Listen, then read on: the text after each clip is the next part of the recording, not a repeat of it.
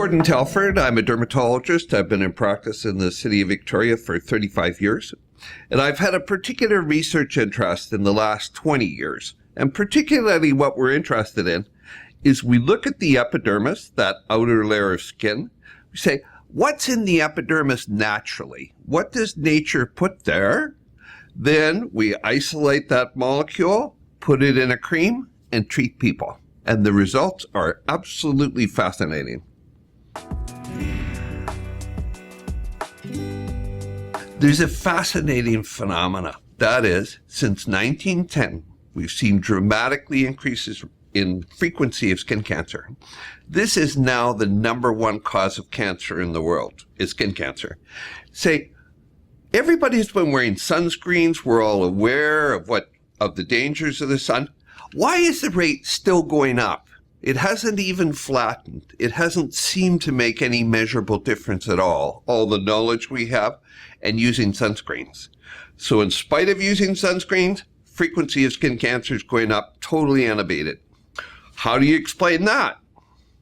Well, it's fascinating. What happens is, if you look at the sun that comes to your skin, okay, so you and I are going to walk outside and look at the sun. We see in the rays of the sun, there's ultraviolet light, there's visible light, and there's infrared. So relatively, ultraviolet light is small, 7% of light. Visible light is 43% of the energy. Infrared is the temperature today. So that is 50% of sun energy. So what happened is, when I was a young kid and we were doing dermatology in the old days, we said ultraviolet light causes cancer. Therefore, sunscreens were designed to block only ultraviolet light. So by law, they cannot extend protection to visible light and infrared. Now we see 35 years later, people are wearing SPFs of 60 and 100. The frequency of skin cancer is not going down. It's going up. So clearly, the cause of cancer has to lie in that rest of the 93% of solar energy that's not blocked by sunscreens. What happens is we need to block the rest of sunlight. So you look at skin and you say, what's in skin that'll block sunlight? Turns out retinoyl palmitate, naturally occurring vitamin A molecule, found in very high concentrations in the epidermis, acts as a sun filter. So it's absorbed, sits inside the cell, acts as a filter, covers visible light, infrared, ultraviolet light. So it's nature's sunscreen. There's some other features of retinoyl palmitate that make it extremely attractive, and that's the reason why we've chosen it. First, it's naturally made in the skin. Therefore, when you put it on, there's no irritation at all. Number two, when you use it, you find that it penetrates into the dermis and it becomes retinol. Retinol is hottest cosmetic molecule in the world, reverses aging, prevents aging. So here, persistent sunscreen, once you put it on, it lasts. It'll last until you use it up, or up to 17 days. Highly absorbable, not washable. It's a perfect sunscreen. So we say, put on retinoyl palmitate once a day, every day. Put a sunscreen on when you think, today I'm going out long enough that I might get a sunburn. Then you want to wear a 30 sunscreen as well.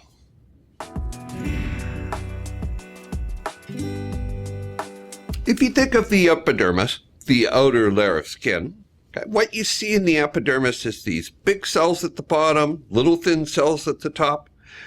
Big cells at the bottom, keratinocytes they're called, that's the name. And keratinocytes are really tough, fibrous molecule. Around it, it secretes a glue that keeps these bricks together, okay? So we have a brick and we have the mortar or the glue that holds it. So what's fascinating is we can actually put something on your skin that will say, make me better mortar. That we call membrane repair. One of nature's little miracles, right? Here's a vitamin, and what it does is when you put it on skin, it's absorbed. It's non-irritating like the other molecules, but really important, what it does is it directs the synthesis of the glue. So when you put this on skin, what it does is it says to the body, make good glue and make more of it. Fascinating new stuff. All of a sudden, common diseases, atopic dermatitis, that sensitive skin dermatitis that typically kids get and adults get. Problem with the way the mortar's made. Repair the mortar, improve the disease. So here is eczema, acne rosacea, people that have pink faces. I'm rosy, I have rosacea. If you ask those folks, they'll all say, I have crazy skin. Put niacinamide on it, and what it does is it orders repair. Similarly, in chronic dry skin of guys my age, we don't call ourselves elderly anymore. We just say we're 68 or more. Skin gets dry.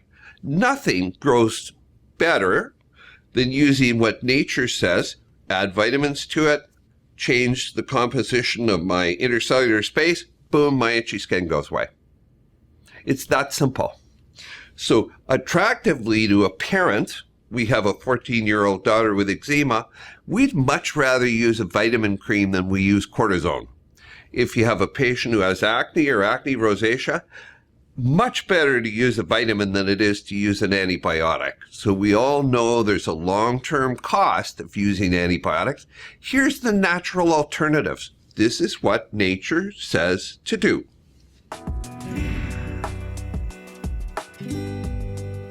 There's some very interesting data. So it turns out that if you live in Edmonton, for example, if you live in the southern half of Canada, but a little bit on the north, you don't produce any vitamin D at all from the 1st of October until the end of April. If you live in Victoria or you live in Boston, it's shorter by a month on either side, but you're still not making any vitamin D whatsoever. When you don't have vitamin D, you can't make good bones. Often you have thinning of the bones, osteoporosis, right? Rickets is a severe disease caused by vitamin D deficiency.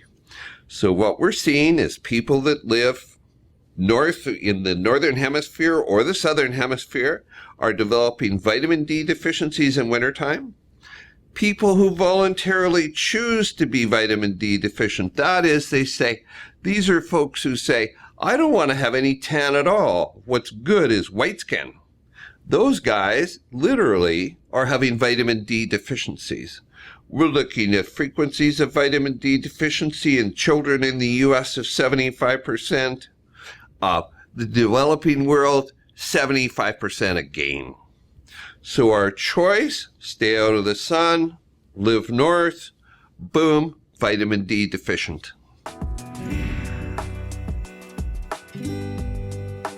What we're finding out in science is fascinating. There's clearly a link between low vitamin D levels and the development of certain kinds of skin cancers, a certain kind of cancer, depression, and particularly that senior's moment, that minimal brain dysfunction that most of us get when we start hitting our 60s, seems to be in part due to vitamin D deficiency. I think what we see is, on the one hand, stay out of the sun. That's what the AAD tells us. That's what causes skin cancer. The other hand is we know, if we do effectively, what we do is create a deficiency state. So what we believe at Cloud is, look at what nature does. Nature makes vitamin D3 in the skin. So therefore, we think, doesn't it make sense to provide vitamin D3 in the skin? So what we do, simple cream, 1 pump a day, wet skin, face, neck, arms, provides the entire need of vitamin D for a day. So again, do it the way nature does. It probably has benefits that we don't know.